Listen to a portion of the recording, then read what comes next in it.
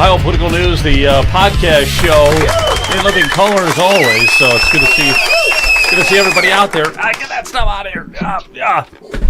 All right, so we got a really big shoe for everybody tonight. Brian Lorenz is going to be joining us. He is a state representative out of District 60, which isn't that far from Columbus. So he has a relatively close drive to there.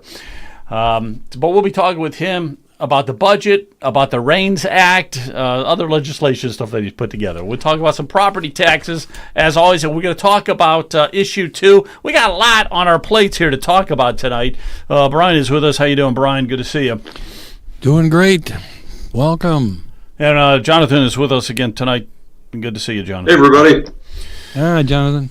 Now, I want to ask you guys a quick question here. As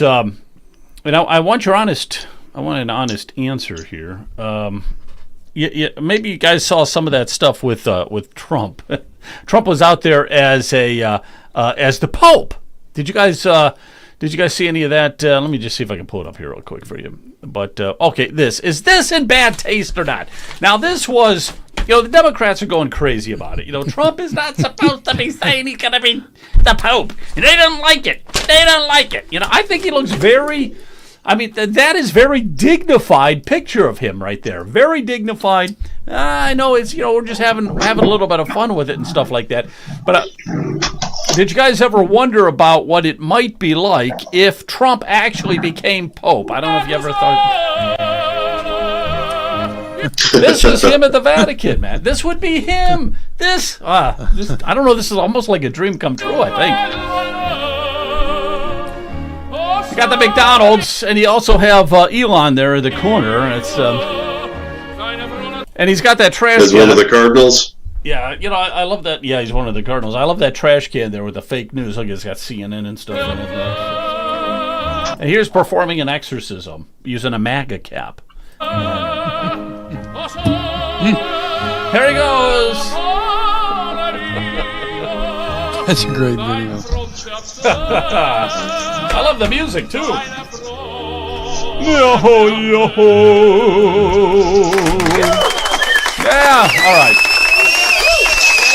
One other thing here too. Kamala Harris, I don't know if you guys heard about this or not, but Kamala Harris, now just think for a minute.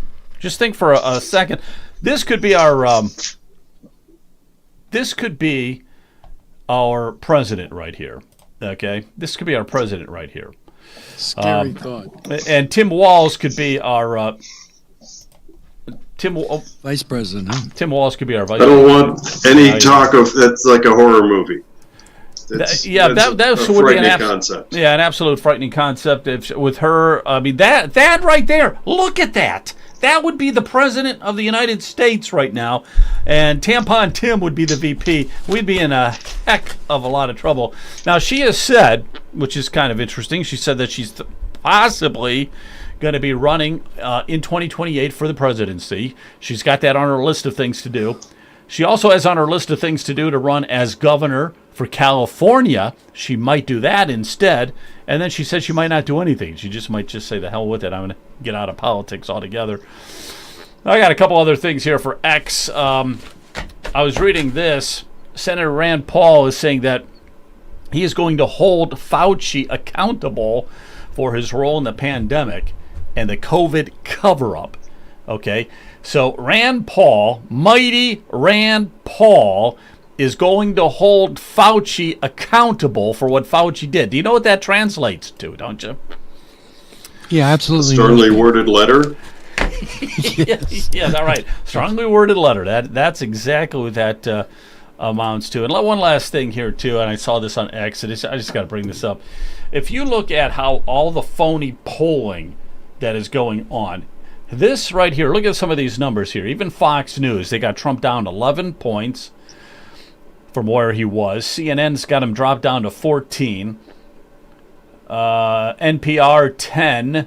New York Times 12. CBS 10. On and on. Okay? So, but then you look at Emerson. Emerson is fairly reliable polling.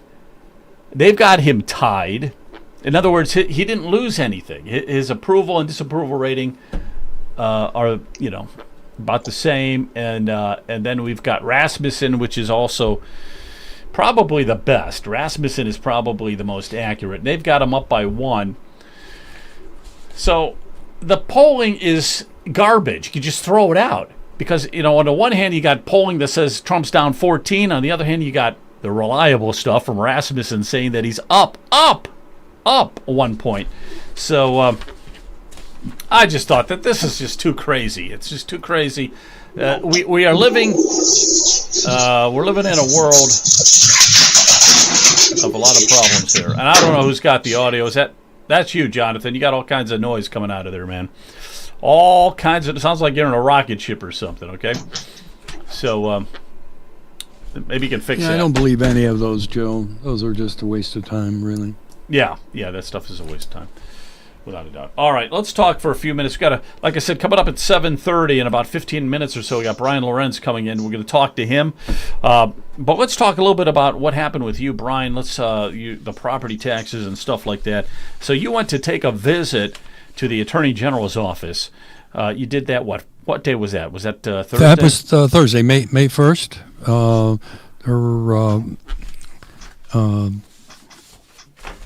Let's see, John Mara, and there was Elaine Cross, myself, and Vesna Perisic out of Kirtland. We all went down to what we thought was to go to the Attorney General's office. But we got there, we were treated like pariahs. I don't know, something was going on at the at that building on 30 Broad Street. Okay, let me ask you this a second. Let me just ask you this, because I found out later on, because I know we talked and you said that, man, you were rudely treated and everything. But Thursday they had a big protest going on. I don't know if you were aware of that. With the supposedly we got there just before the protest was going to start. I don't know if it actually took place or not. Maybe they had a bunch of thousands. They had thousands of people out there, mostly university-type people, teachers and stuff, librarians complaining about the budget, not getting enough money. But that's what the whole protest Well, we went down there, and we've collected over 1,800 signatures from 26 counties, and the petition was to completely eliminate the property tax in the state of Ohio, and this was our first step to give it to the Attorney General. As I understand the process, as the Attorney General is supposed to look at the petition, determine if it's a free and fair constitutional amendment. If he gives it a clean bill of health, then it goes over to the Secretary of State. There is a department there that will write the ballot language. Then the Secretary of State's office will send all of the signatures to the 26 different counties, and they will check the signatures to make sure that they are all registered voters. We believe that we do have the 1,000 because we have taken the time to certainly look in Lake County, and there was well over 500 just from Lake County that we verified that they were registered voters. So. Right, so you took the signatures. Just let me back it up here a minute. You took these signatures to Dave Yost's office, the Attorney General, because you've got to have at least 1,000 signatures. 1,000 registered voters. That is correct. Yeah. Okay. Right. And registered voters got to be legit and everything. You did like 1,800, and you took it to the Attorney General's office. And what they're going to do is, if there's 1,000 good signatures, then they can approve it. But they also have to look. Don't they have to look at the whole language to it, or what is it? Yeah, that's what they do. They look at how we want to change the Constitution, and if they say that we're on the right path, they'll write the ballot language that will appear on the November ballot. Then we've got the huge undertaking of collecting 420,000 signatures. Yeah, that's going to take a little bit of doing. You're right. 44 different counties. And what you're trying to do here, just because we talk about this all the time, but people listening are like, what the hell are they talking about? This is to change the Ohio Constitution to get rid of property taxes altogether, correct? That is correct. We, we thought about it long and hard. Do we just do it just for the schools, or?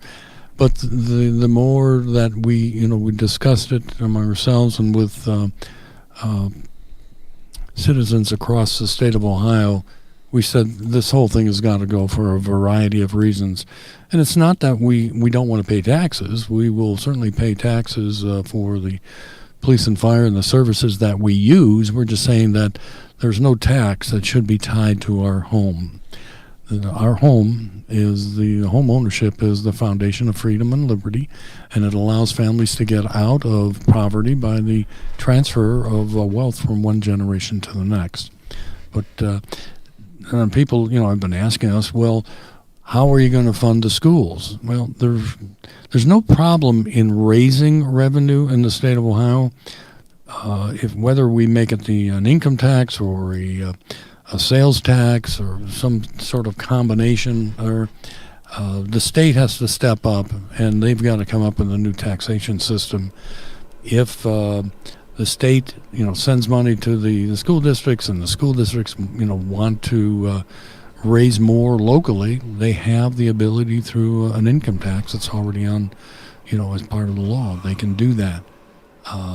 They can get donations from corporations, and they can get donations for the people that say you've got to have the schools. We're saying, well, that's great. We think, if you really want the schools, then just, write the check for the schools, and you'll feel better about it, and the schools will benefit.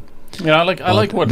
Yeah, go ahead. Sorry about that. I'm just saying, just don't tie it to my home. And as I tell the administrator in Concord, I said, yeah, I'll pay for roads and bridges and police and fire. Just send me a check, and I'll just treat it like an insurance bill. But just don't tie it to my home. All right, and one of the things I liked about what Pleshnik was saying, you guys were doing a meeting, Lorain County Liberty Coalition, and he gave a really good fiery speech about, he's a commissioner in Lake County, and he's a big fighting force to get rid of these property taxes, and he sees firsthand, he's talked to a lot of people, just how important that is to get these property taxes out of here. And people are saying, well, some people might say, well, that's kind of ridiculous. How are you going to get rid of property taxes? But on the other hand, talk to the people that have lost their houses or are going to lose their homes, and when you stop and think about it for a minute, the property taxes have gotten so high. Let's say you're paying $6,000 for a property tax, okay? And a lot of people pay a lot more than that. But let's just say it's $6,000. So every 6 months you got to come up with $3,000 every 6 months. And if you're on a fixed income like Social Security or something, that's $500 a month, Joe. That's $500 a month that you have to come up with.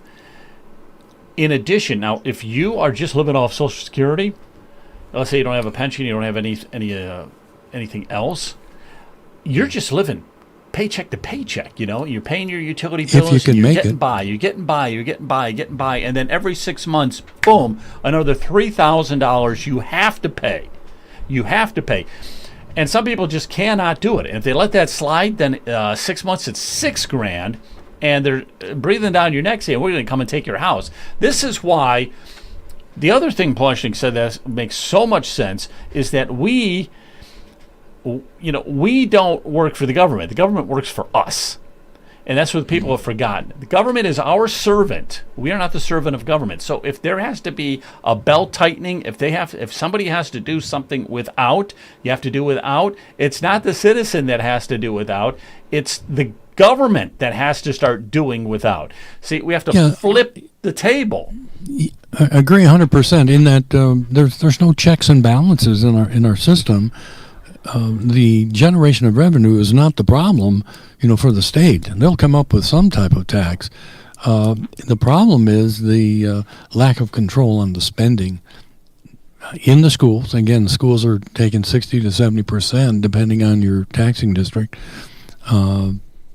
They're taking 60 to 70%, but the other taxing authorities, be it the county and or many of the other taxing authorities within the county, Adams Board, Metro Parks, and that sort of thing, they're all taking property taxes, and they can't curtail their spending. It's just more and more. They'll never cut back. No, they never will. So it's unsustainable.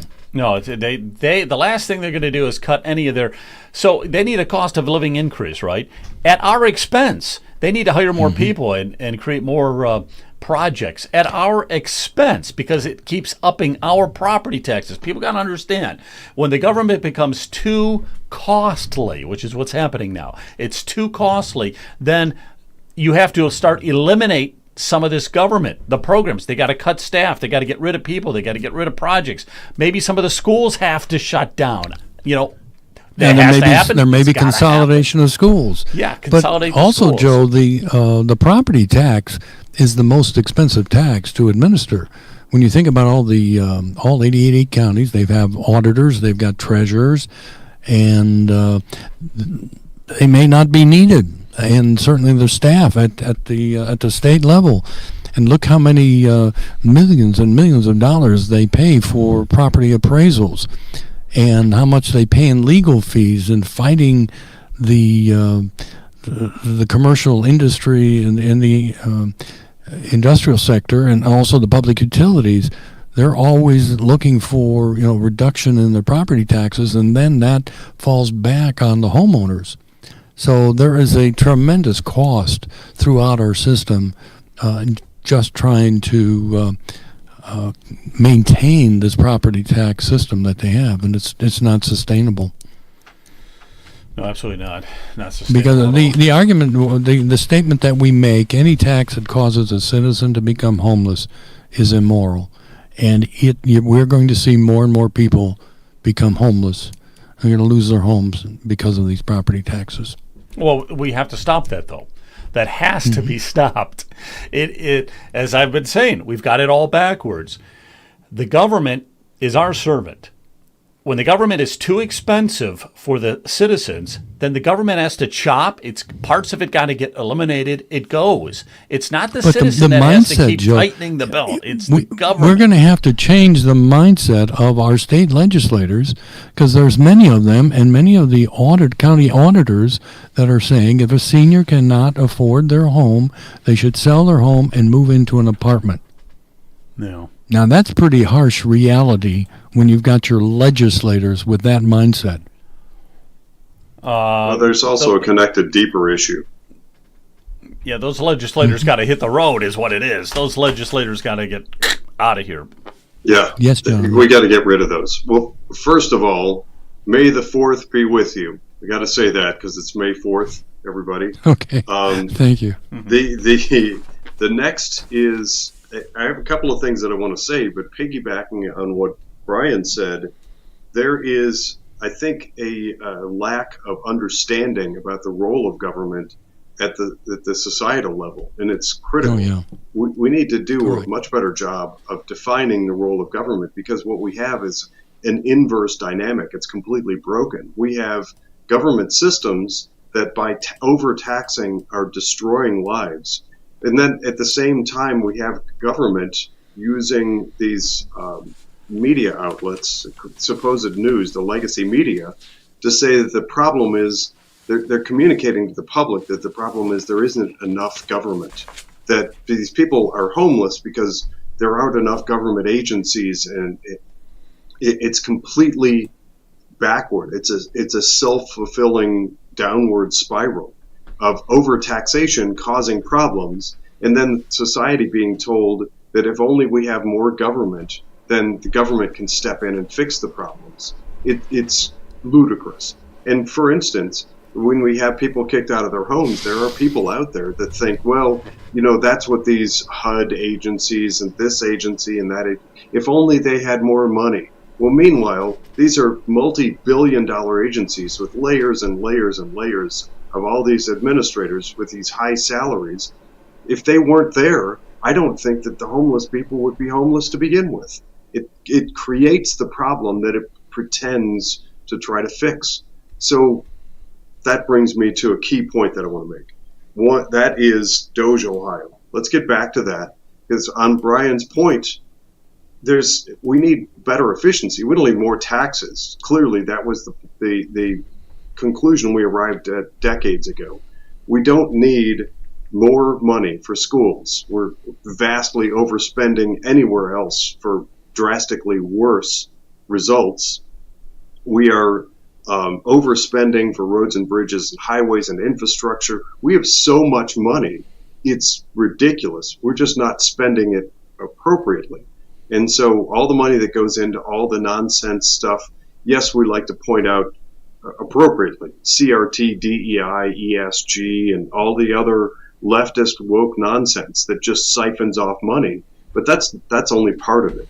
We have the fraud, graft, and corruption that exists all throughout government that makes us, we're now, I just read something from GFI Ohio, at $100 billion a year deficit, or $100 billion a year annual budget for Ohio, when I think we know, if we're going to be honest about it, we can do better at a fraction of the price if we streamline and get rid of a lot of the bloat and the overspending. And to Brian's point, one last thing. When we talk about consolidating and finding better efficiencies, we're seeing exactly the opposite. When we look at school districts, the school districts that are struggling are sitting on huge stockpiles of cash, pretending like they don't have enough money, underpaying teachers while expanding their administrative staff, and then they're trying to go out for levies to build new stuff. Like they need to have an even newer new building or put on some sort of exotic new lighting system for their parking lot or new blacktop or something, as if they're constantly, every cycle, they're constantly this drumbeat of we don't have enough money when they're sitting on bunches of money and already overspending, just not spending it on the right things. So it's just a horribly broken system from tip to tail. That's the point I want to make. No, yeah, absolutely broken. Absolutely. Okay, we're going to Joe, come on here soon. Jonathan mentioned Doge. I've started a what I call a loge in the Lake County's Office of Government Efficiencies, and we're trying to expose. There's been three things right off the top of my head where I can tell you that we got Lake Tran that's got $61 million sitting, in their cash reserves. The director says, well, they only need about $40 million to operate a year, but in 10 years, this Lake Tran, 10 years ago they had 700,000 riders. They were operating with $10 million a year was their operating expense. 10 years later, they've got less than 700,000, and their operating expenses is $24 million a year. And what they just did is they passed. They restored the 0.25% sales tax that they rescinded a year ago. Now they're saying they need more money than $61 million, so they've restored a 0.25% sales tax for Lake County effective July 1st. That's only one example of the things that I have exposed here, and I can go into Lakeland and many other places, but the accumulation of cash and reserves. It truly is immoral. If our guest isn't on, Joe, let me piggyback on that. Yeah, well, I think Brian has joined us. We'll go ahead and say something about that if you like, and then we'll bring. Yeah, I'll make it quick. If Brian's on. So for anybody that doesn't know, the county that I'm in Geauga County. That is just south of Lake County, and Geauga County for some period of time had their own public transit system. And some years ago, prior to me arriving in Geauga County, I've only been here for a couple of years now. Prior to that, they went through all sorts of budget shenanigans and had issues. And now our county is combined with Lake County that Brian is talking about. And we're rural. It's a rural county, mostly farmland. It's beautiful country, actually. Really enjoying Geauga County since I've arrived here. But there are very few people riding the buses. A couple of years ago, a study was done. You should see Cleveland. You should see Cleveland. There's nobody on the buses. But go ahead. Well, yeah, I think Cleveland is a different example of what I'm after here and what I'm getting to. But there was a study that was done that I believe clearly showed that on-demand riders would save vast fortunes. So in other words, just have a fleet of vans in various spots and just park some drivers there. Just pay them to hang out in a garage. And if somebody queued up and said if they could use an app or something and say, I need to go from point A to point B, and we could move I don't even know. I don't even have a guess. Somewhere there's a report, whatever it is, 4,000 riders a year or something. But actually, regulations prohibit that. Regulations require, especially now that we're combined with Lake County, we must have these buses almost always empty. We must have these buses chugging along to and from every 28 minutes or whatever it is on some preset schedule for the virtually nobody that's riding. Yeah, virtually nobody on those buses. It's actually yeah. required. It's required that we waste money. Cleveland is not all that different. There are some riders, but I think at this point, until they completely revamp and do a much better job with public transit, including specifically safety, I think that going to some sort of on-demand transit system makes a heck of a lot of sense. And if we can show that we're saved, in Brian's example, if it's $24 million a year, and you can move that to $6 million a year if you go on demand, these are hypothetical numbers, but it's worth a study and looking at, then save the gosh darn money. And stop taxing people, because that's what leads to the homelessness. But you're not going to save money because it's not their money and they don't care. That's the problem. That's the problem. How you doing there, Brian? I'll tell you what. You can turn. Oh man, we don't have. I don't have audio. I don't have audio. You can also turn your camera sideways if you like. Get a bigger picture. Now, why don't I have audio? I've run into this stupid problem in the past. Why would I not have audio? Uh-oh. Are you there? Brian, keep talking. Are you there, Brian? I can hear you, yeah. Okay, great. And, everything's crystal clear. We got him now. Yeah, okay, very good. So how are you today? I just want to remind everybody that if somebody in the chat, go ahead and chat. We'd love you to post a chat or something. We will bring you into the show. We'll make you part of the show. We promise to do that. So if anyone out there like that. All right. So it's good to see you, Brian. Let me give you a little biography, a little background on you here, okay? All right. Let's see. The biography says that Brian Lorenz, that's not your real name. That's what the biography says here. I gotta double check this. What the heck?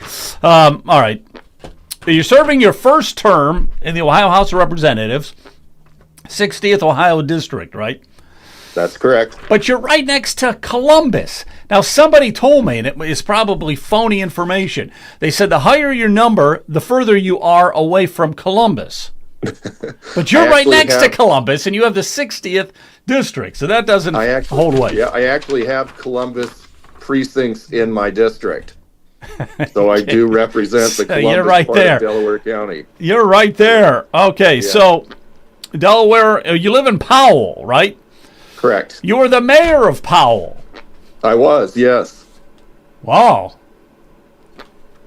Okay, and then let's see what else here. You're involved in the community. You're St. Mary's Knights of Columbus. That's good. You graduated from Mansfield in 1991, Toledo University, and then you got a master's at the Ohio State University.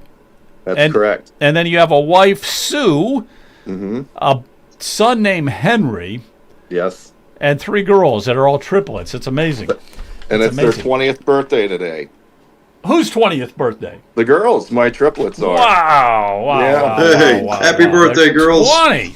Happy birthday. I mean, here I am thinking that there's some little young whippersnappers running around. They're 20 years old. It's amazing. All right. Let's talk a little bit about some of, and congratulations as winning the Ohio House there. Let me ask you this real quick. It's kind of just something I'm interested in. When you were running for state rep, you probably had something in your mind as to what it would be like if you won and what it'd be like to be at the State House. And now that you're at the State House, was that accurate? What you thought it would be like? I'll tell you, it's exciting down there. Every day is different. There's a lot of theater.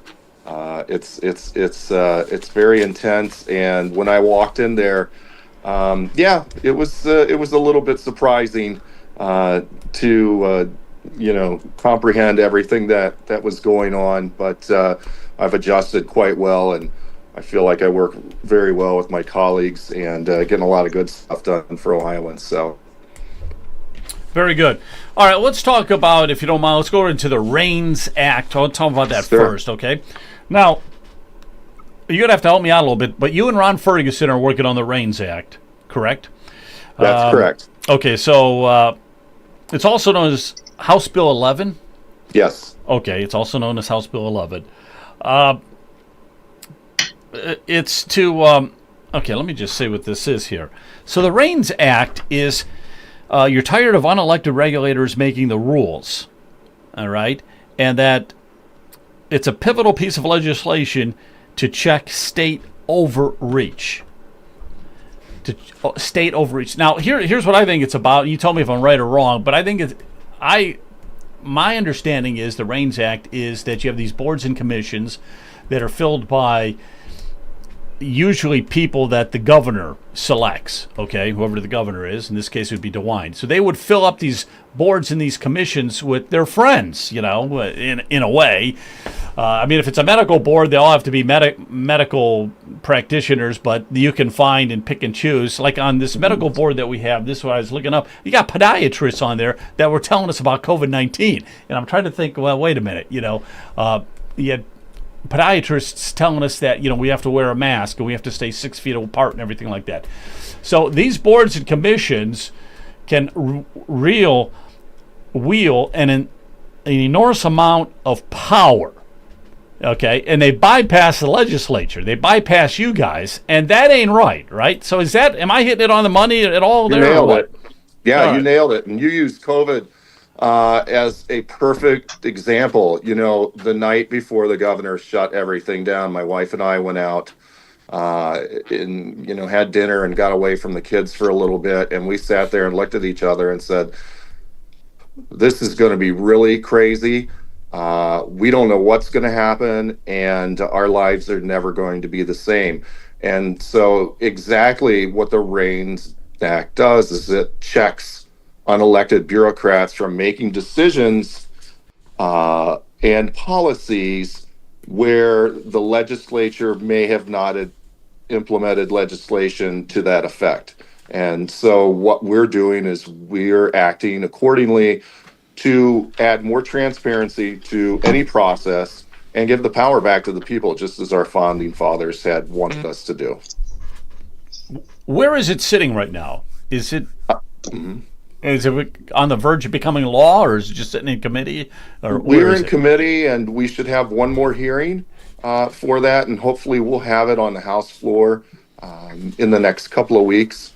And then I know the Senate's eager to get involved in it as well. So we should, you know, we're hoping to have this voted out in the next couple of weeks. We've got tremendous support from both sides of the aisle, actually, because, you know, it's a bipartisan bill. And again, we're elected to do our jobs, to make legislation for the state. And we're having situations where others are, you know, taking or interpreting our decisions and policies inappropriately and stacking the deck against Ohioans. Yeah, I think that, see, there's political gamesmanship that you can play if you've been in politics long enough, and one of them is just stacking the deck on these boards and commissions, and then the governor can have the boards or commissions do what he wants, but at the same time he can throw up his arms and say, hey, I can't do anything because, you know, the board has the power. Yes. And this is what they're trying to do. So there's this gamesmanship that can be played. Hey, let me ask you about House Bill 28. We'll just switch gears here. Help me out here in something, maybe get some input from Brian as well and Jonathan. But this is legislation to simplify Ohio's property tax system. You're going to have to help me out here how you're going to do that. Promote transparency and avoid unintended property tax increases by eliminating replacement property tax levies. Eliminating replacement property tax levies. So fill me in on this one, okay? So great question. We're eliminating the word replacement tax levy because that word is inaccurate. And so when we have a board or someone that is looking to go in front of the voters and say, oh, we're just doing a renewal, we're not asking for additional funds or mills, that's not accurate, because property taxes change. And as you know, that's one of our biggest issues here in the state right now. As they increase, people are having a tough time being in their home or staying in their homes. I'll get like 10 calls a week from seniors and veterans. Brian, what are you guys doing to help mitigate, my property taxes? And so the words and the terminology in this particular bill adds transparency to say, you cannot go out and actually say that you're asking for a replacement. You're actually changing, or you're probably getting an increase because of inflation and the fluctuation within people's property taxes. So this bill is simply on terminology. That's right. Terminology, bringing transparency. I'll get Brian in here for a second. Transparency in property, in levies. Well, I think what they've got to do is reduce the complexity. I don't know if Representative Lorenz knows, but we went down Thursday to the Attorney General's office and filed our petition for the complete elimination of property taxes, and we just don't think it's sustainable. We do believe that there's not a problem in the state of raising revenue. The problem is curtailing the spending of all the taxing authorities, and that's the big problem. Whether it's schools or metro parks or any county government, here in Lake County. In 4 years, they've increased their cash reserve 63%. They went from $239 million to over $500 million in 4 years, and not a thought of giving any money back to the people. So it's a government that is the public sector is outgrowing the private sector's ability to pay for the services. Yeah, without a doubt. So let me ask you a question here. Who's that, Ken? No. Let me ask you a question, Brian. Actually, Brian Lorenz. We were talking. Brian went down there to in his group for the elimination of property taxes to get that rolling for a constitutional amendment and stuff like that. But let me ask you this question: when we're talking about property taxes at the State House, that's got to be a high concern, right? That's a high priority for you guys right now, would you say? Yeah, I mean, I ran on that as my number one concern. And, that is a huge issue that I continue to work on a daily basis with several different bills. We also had a joint property tax commission set up at the end of the year to make recommendations on things that we can do to help mitigate property taxes for all Ohioans. And, it's paramount for me because, like I said, when I get calls from folks that have been in their homes 30, 40 years on fixed incomes and then cannot make their mortgage payments or make their tax bill payments, it's just not appropriate. It's not right. They deserve better. And so it's item number one for me. Well, we look forward to listening to what you have to say, Representative Lorenz, and we'd be glad to sit down and talk with you if you have the time. Sure. We'll drive down to see you. Yeah, that's great. And it's not a one size fit all approach to solving the issue. It will be done incrementally in different spaces and pieces where we can get it done. Our state relies heavily, under our Constitution. We've got so many taxing jurisdictions that operate in so many different ways, and fulfilling those services and how the individual feels about that particular value is a decision that they have to make. And so taking little bites of the apple here and there and giving more credits or doing things with the homestead, or, for example, one of my bills is the Gold Star Widow bill, where you've got you'll receive a 100% property tax exemption if your spouse dies in the line of duty. And those are things we've got to do a better job in Ohio taking care of our veterans as well. And those are incremental things that we can do as a state to help and spread the funds around a little bit and make people's tax bills lower.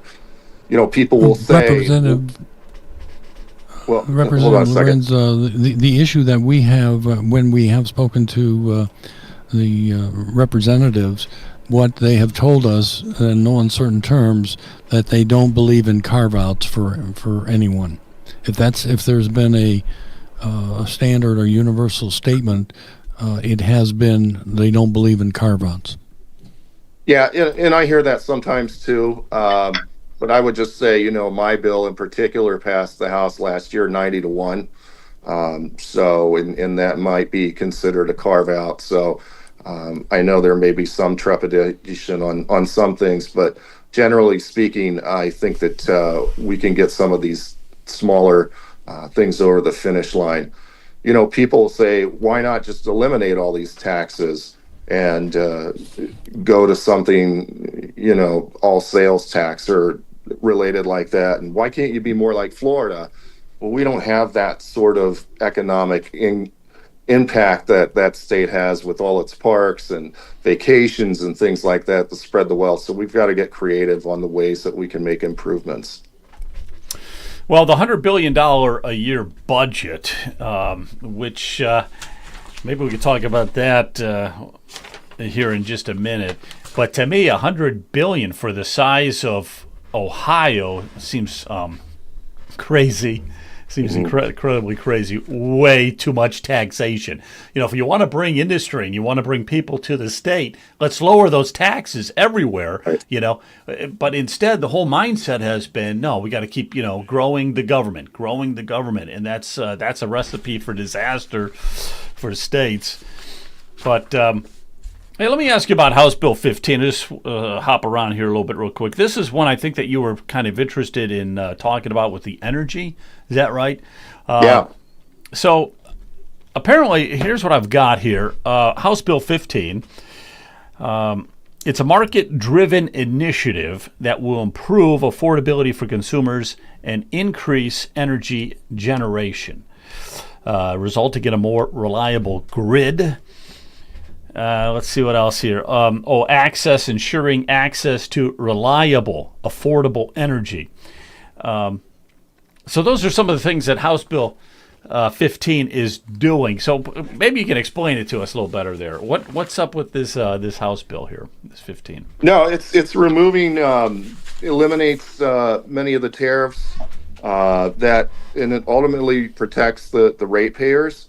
It helps to improve generation, distribution. What we need to do in Ohio is end our reliance on the grid, PJM, and work to our own sustainable energy program, utilizing our resources, natural gas and things like that, and creating a better infrastructure for Ohio. Not only from a transmission standpoint, but also for a distribution standpoint. Having that infrastructure in place then allows us to go out and be competitive in the marketplace when attracting businesses such as Andril and what we've got going on with Intel over in New Albany, and ultimately lowers and reduces the burden on the utility users, the taxpayers of Ohio. Okay. Very good. Well, and where does that bill stand right now? Is that So great question. We just had that come back as substitute House Bill 15 and took a concurrence vote on it on Wednesday, and so that is now passed and will go to the governor for his signature, hopefully in the next 90 days. Okay, let's talk about the big one here, House Bill 96, which is the budget. So let's talk about that, and we'll get an input from some of Jonathan and Brian and stuff too. But Let me just start with this. What's your thoughts on the budget overall? Good, bad, indifferent? It's big. And the problem I have is that this budget never goes this way. It always goes this way. So it's over $100 billion a year now. Over $100 billion a year. So, Yeah. So what's your thoughts on it? I think like every budget, there's good and bad. I mean, the biggest bad is probably the situation that pertains to the Browns, right? We probably shouldn't be subsidizing professional sports stadiums and things of that nature. I wasn't happy with that, but there are good parts in that budget as well, and we'll see what we get back from the Senate. But one of the most important things for me was the incremental monies going to the schools. I mean, the schools they've gotten more money per pupil in this biennium than they have in the past, and reining back in a lot of the reserves that they're hanging on to, and putting that back into the taxpayers' back pocket. Hopefully, January 1st, we'll see some. We talked about property tax relief. Hopefully, we'll see a lot of reserves come back into people's pockets, and they'll get some property tax relief at the beginning of the year. Yeah, we hope so. We can hope for that. Jonathan, you got anything to say about that? And we talked about that in the past, too. You got anything to say about that? I do. So first things first, thank you for joining us tonight. I have a question about your shirt. Are those Okay. Ohio emblems? Is that What do you the think? Ohio? Yeah, I'm it is. jealous. That is a cool shirt. I dig it. Thanks. I need to have It's one all of my those. wife. She got it for me. So, and with the Awesome. Cavs I like playing that. right now, I didn't have a Cavs shirt, so I put this one on instead. So best I could do.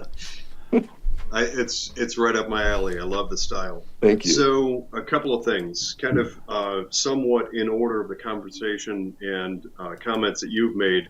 I want to ask, what are your thoughts on the prospects of a Doge Ohio?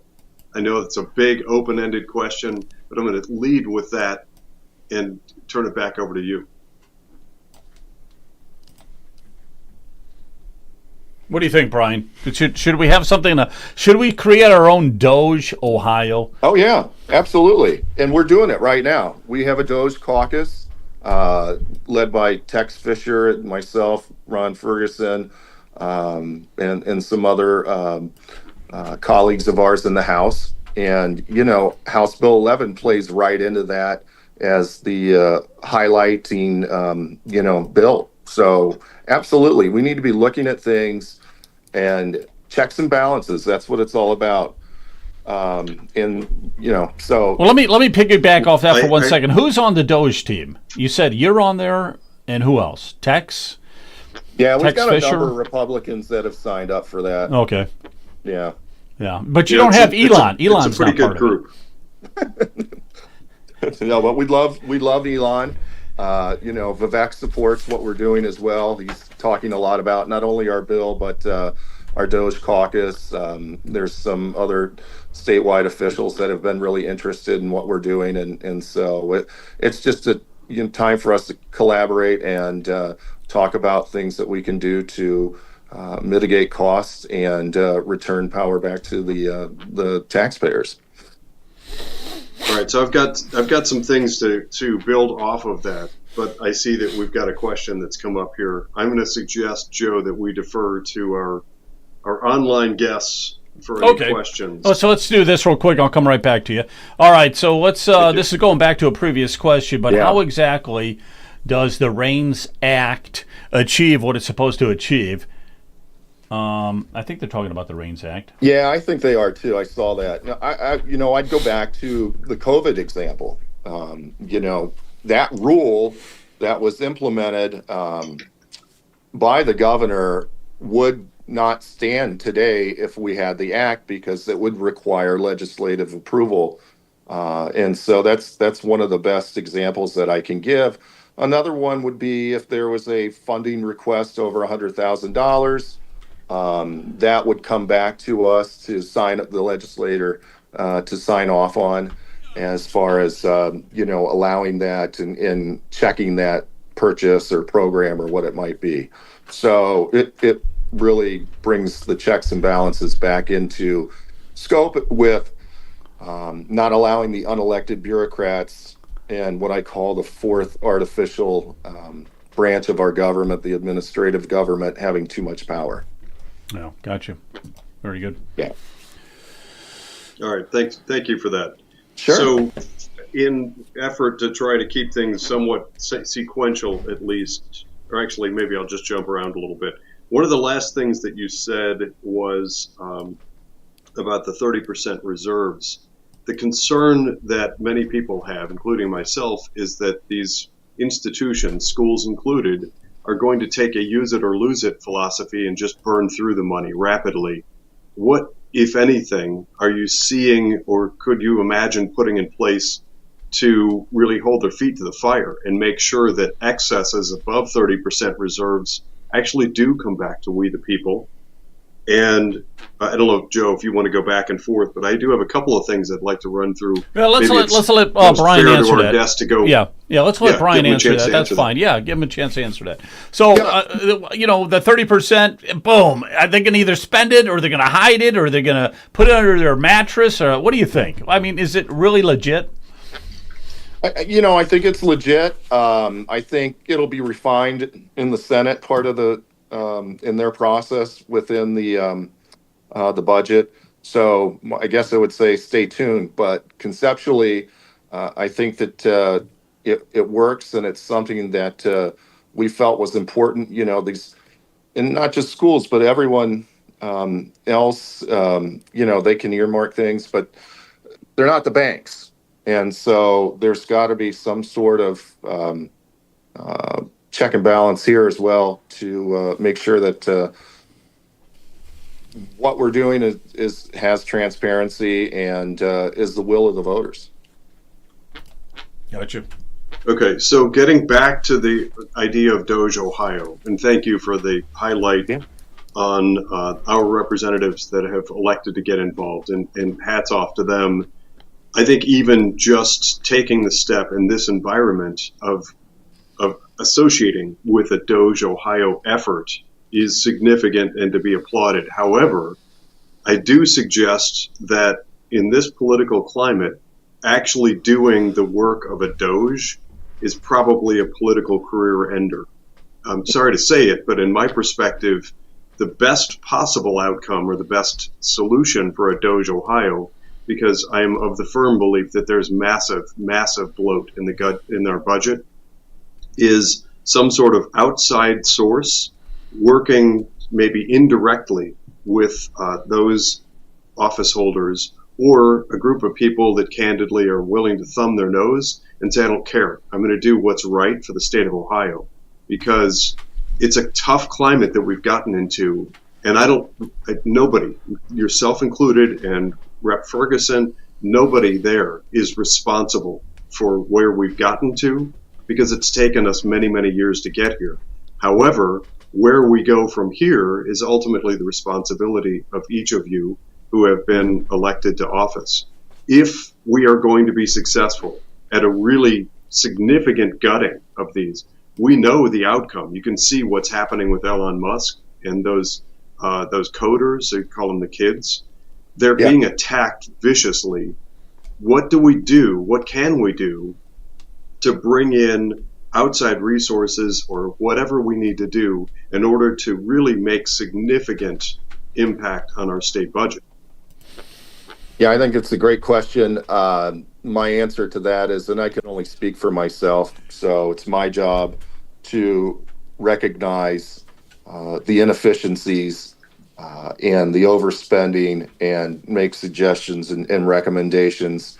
I know that the caucus considers we're in our infancy, so to speak, and so those are conversations that we're having.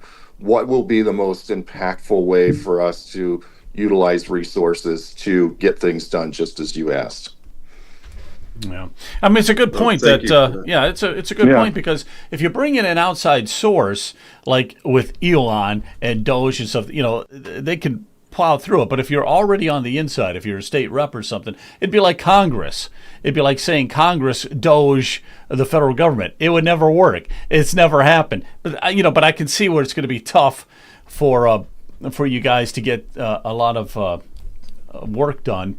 But I'm glad that it's there, and it's good to know who's on there. Yeah. I got to look up and see who was on the Doge team. Did we have another question? I'll ask the question. Throw it up again if we have another one. But okay, you're was a right. comment.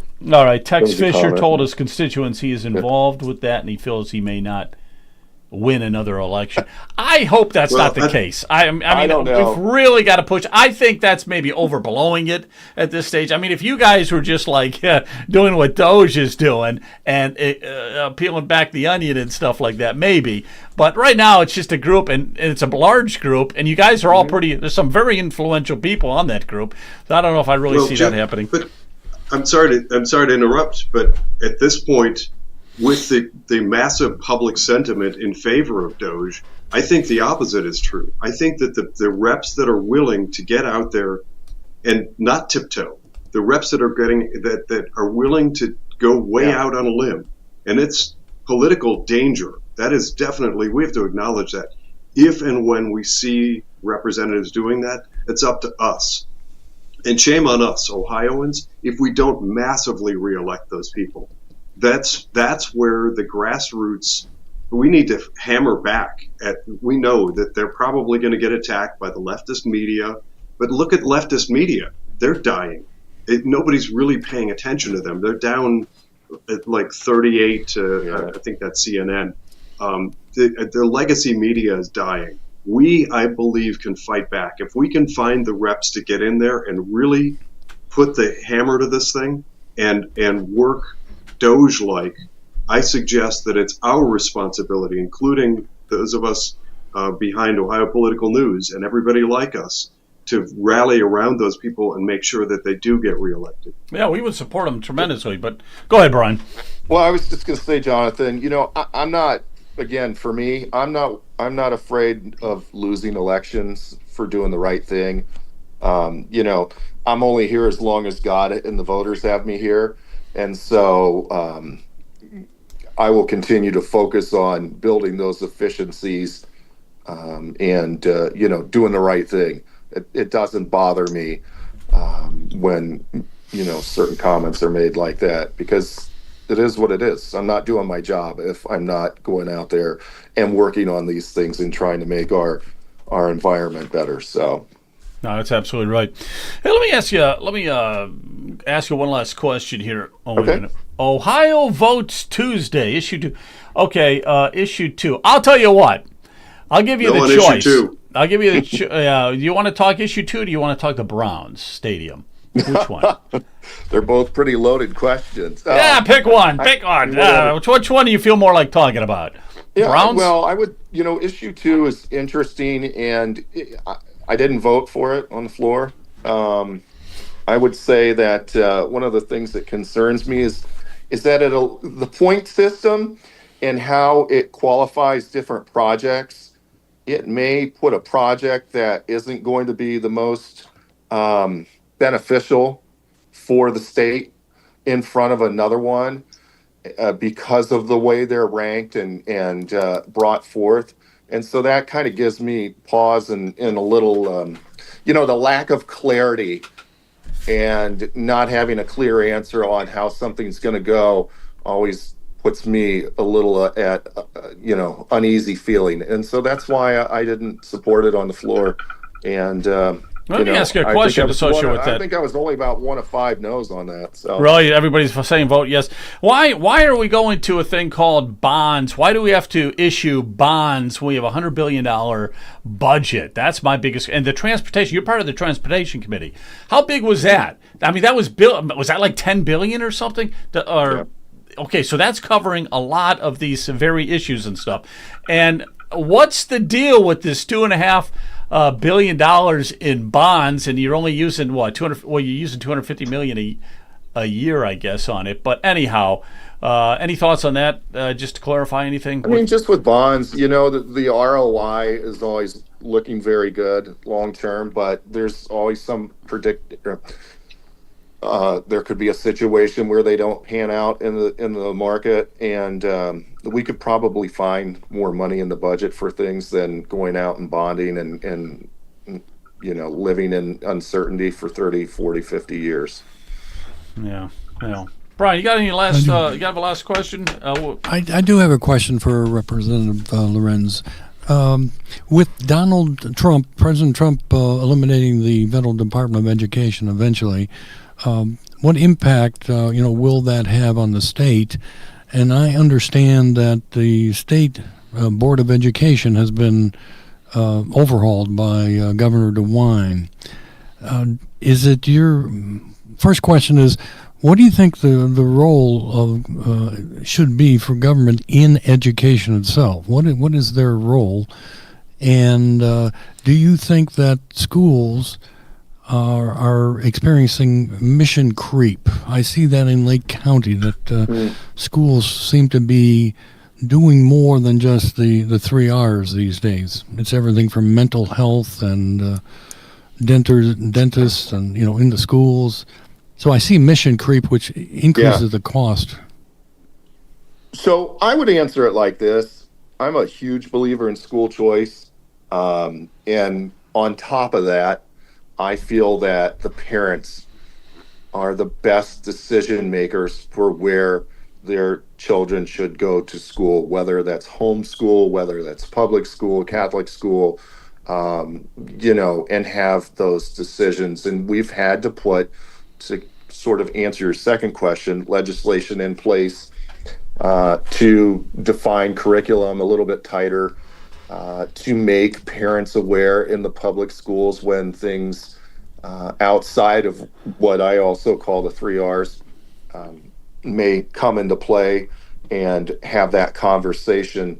So yes, there's some scope creep there per se, but as long as I feel like as long as our parents are aware of what's going on, and can have that power to make those decisions, to pull things in or out, that's how we have to combat some of these issues. Gotcha. Thank you. Thank you very much. Brian, thank you very much for coming on. I appreciate it, man. I'm glad we could finally hook up with it and everything and do this. Sorry about that. Joe, I was honored and blessed to be asked to come to the White House when the Buckeyes were there a couple of weeks ago. Yeah. Oh, heck yeah. Wow. And wow.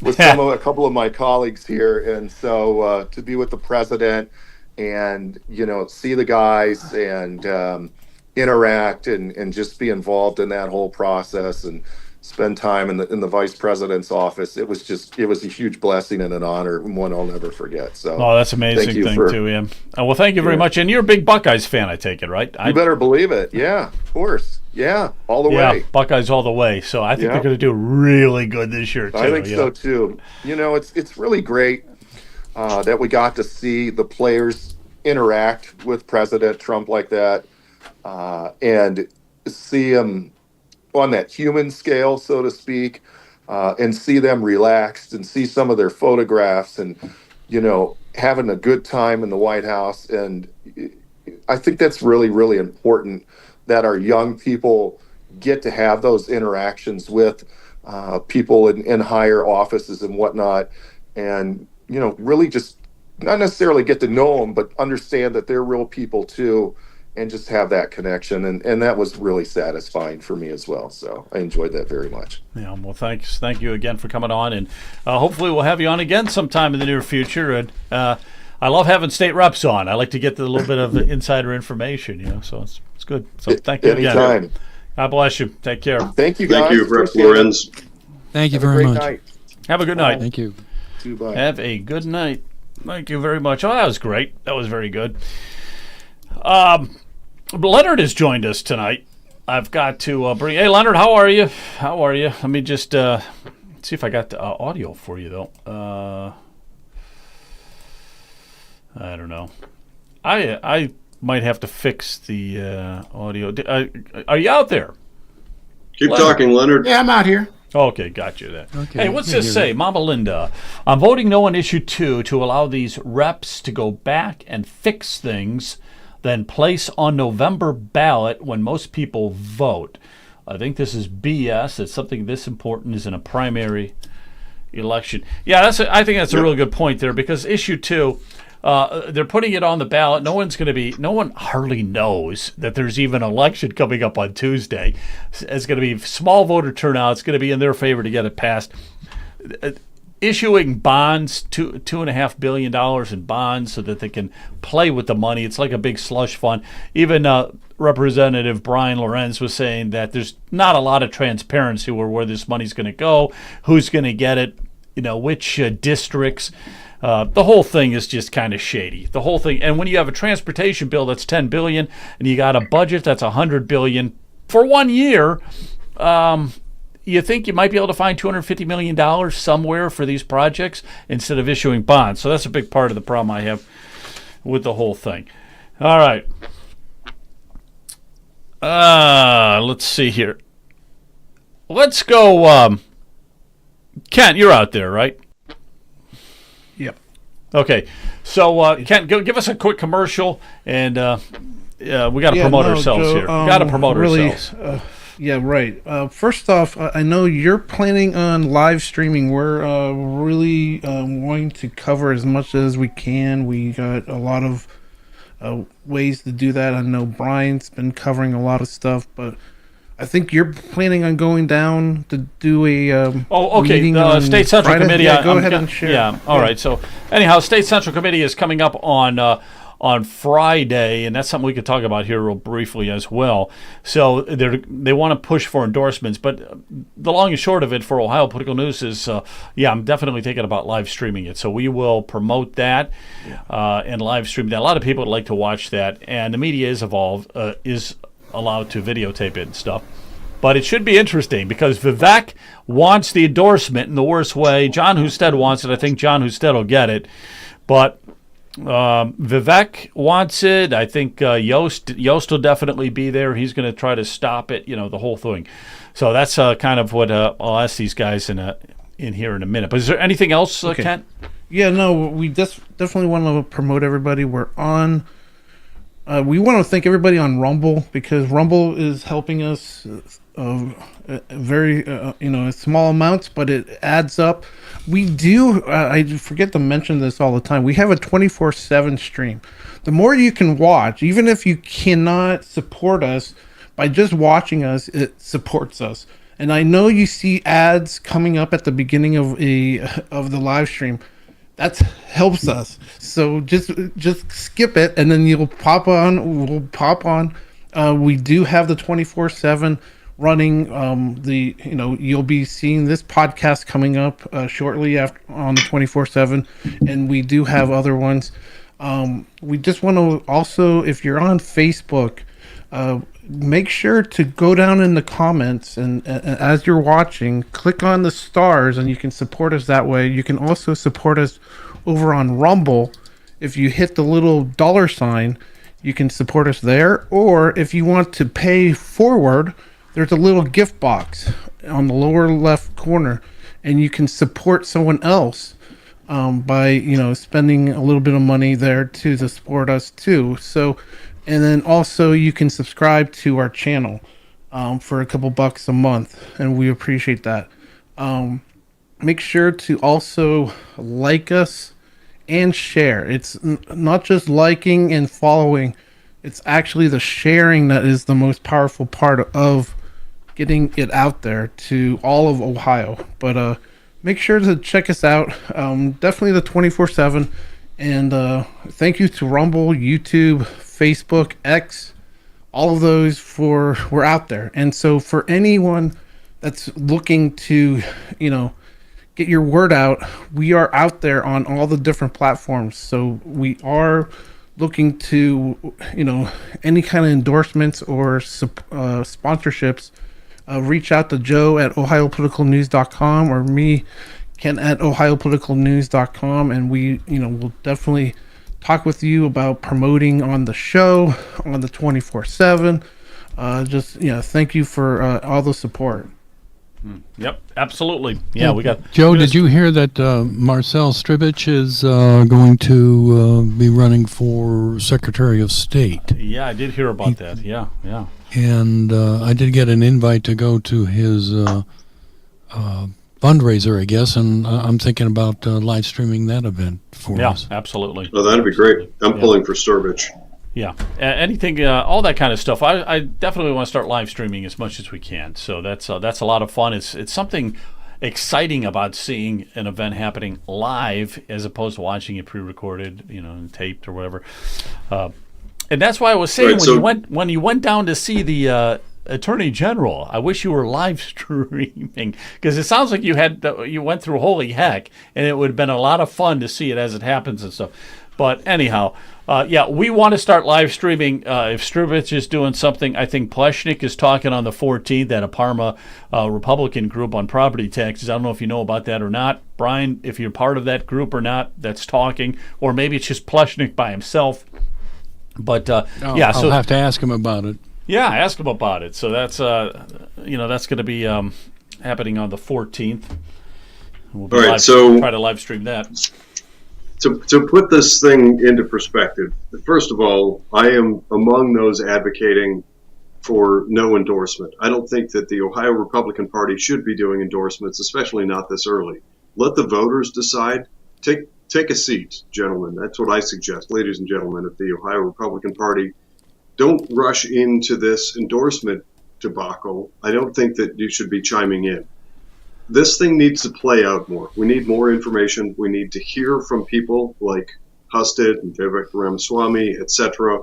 But two things. One is there was a big legitimate series of questions around Kamala Harris. Kamala Harris, in her run and taking the Democrat ticket, remember how she didn't really do anything, and she supposedly had these roles and she didn't do anything, and then she was slotted in spite of having no real votes and she just sort of arrived. And legitimately, a lot of Democrats and pretty much all Republicans and independents said that's not fair and it's not reasonable that she just suddenly showed up and is granted this thing. Well, in my book, this Husted thing works in the same way. What is it actually? And this is an open question to my Republican colleagues out there. What has Husted done? And if you have an answer to that and you want to rebut, that's great. Come do it in the chat. Find me on social media. Tell me what it is that Husted has done that has earned your vote or this nomination. Short of that, we have a nomination that is just for appearances, which is ridiculous and exactly the opposite of what the American people are demanding right now. The last thing I'm going to say, Joe, is when you do get together, if there is a decision made to make an endorsement for our next governor of the great state of Ohio, I'm going to ask you to call for a roll call vote. So hopefully the information can get out about our state central committee representatives, our state central committeemen, and how they voted, because that becomes really important information. I know a lot of people, and I'm just going to add a little clarity to that for anybody that doesn't know what that means. There are lots of important votes that take place in environments like our state central committee. Oftentimes they're done in secret. So they just come out and announce to the world, we voted such and such, yes on this issue or no on that, or to endorse such and such person. And you have no idea how your representative voted. It's frustrating for everybody. I call for roll call votes. That's when you see a list of names and you can see how they voted.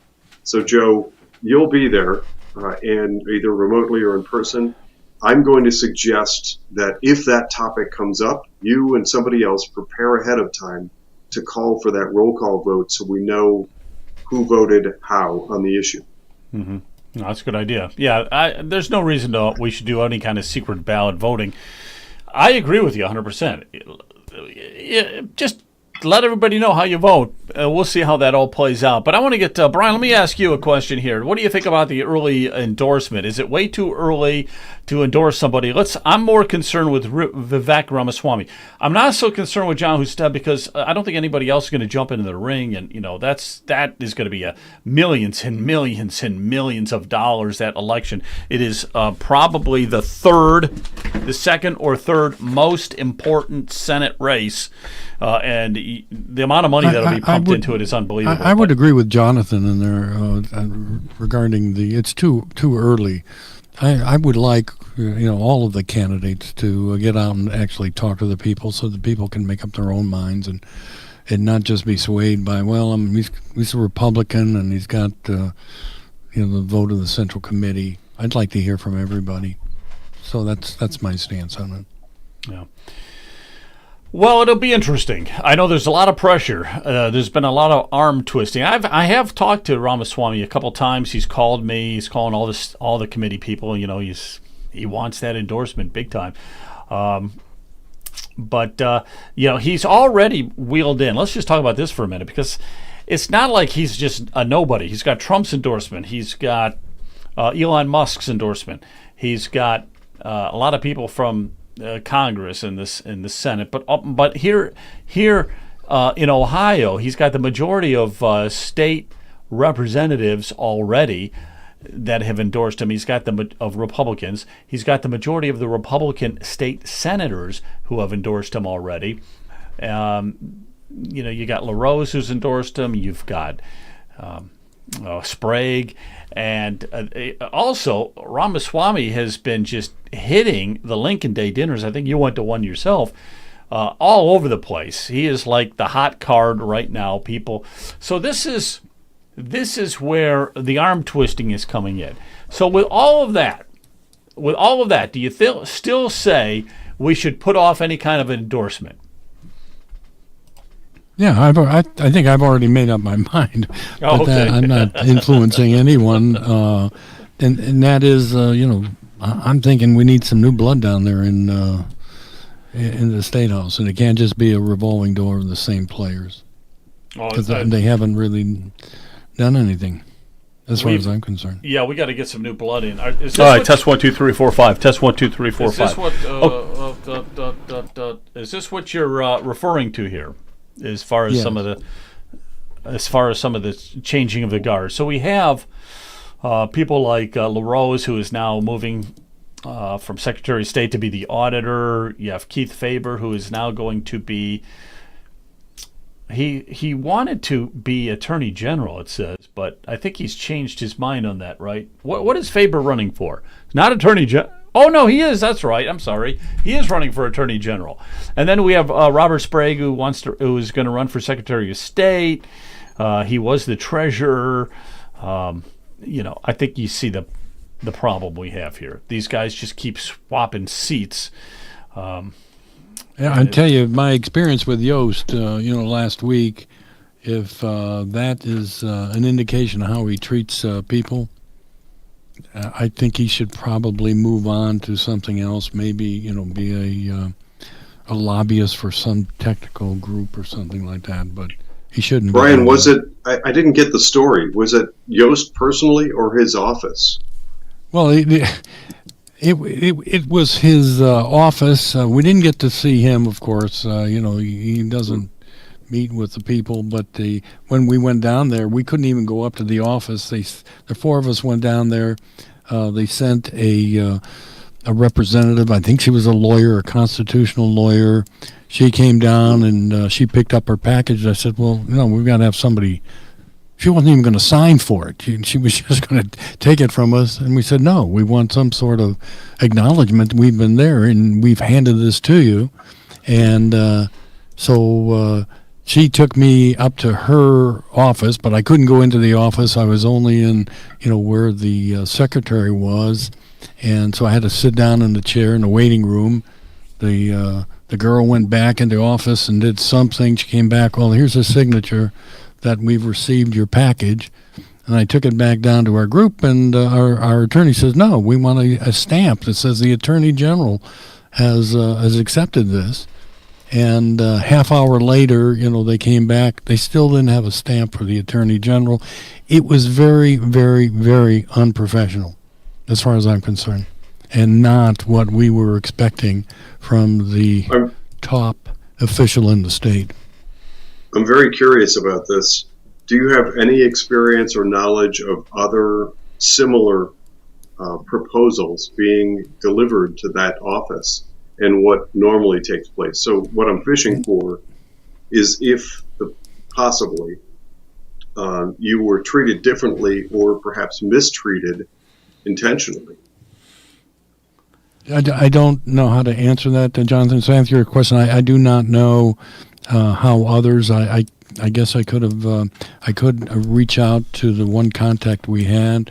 The one contact that we did have, she said that she did it several times, meaning she had to come up with the 1,000 signatures 3 or 4 times before they even accepted her petition.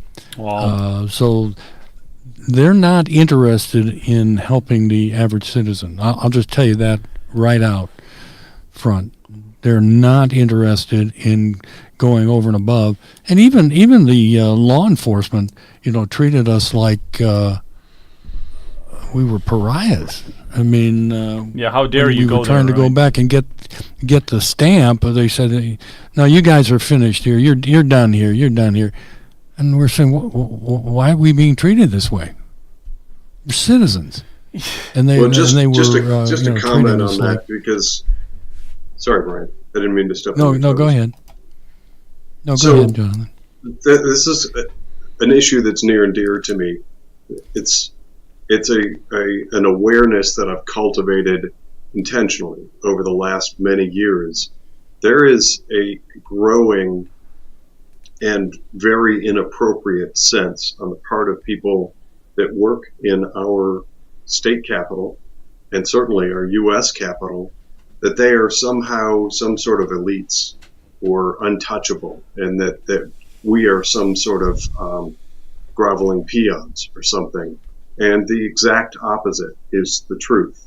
They are there as representatives of the people, and that's our house. They are welcome guests 100% of our house 100%. as long as they are behaving appropriately. So the whole idea that you're there as some kind of nuisance or something, that is, I'm to the point right now, because it's gotten bad enough in Columbus and in our state house where it's up to us to take down some badge numbers, assert ourselves, get as much as you can on camera, and then not speaking specifically to Brian, this is just general commentary.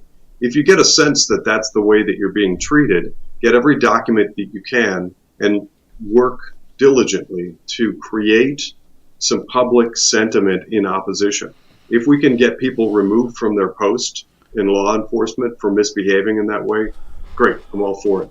I'm a big supporter of our police and first responders. I back the blue. But in that instance, we have a police officer who is inappropriately misbehaving relative to we the people of Ohio. That needs to be rooted in everything that we think and do in our interactions in Columbus. That's our house.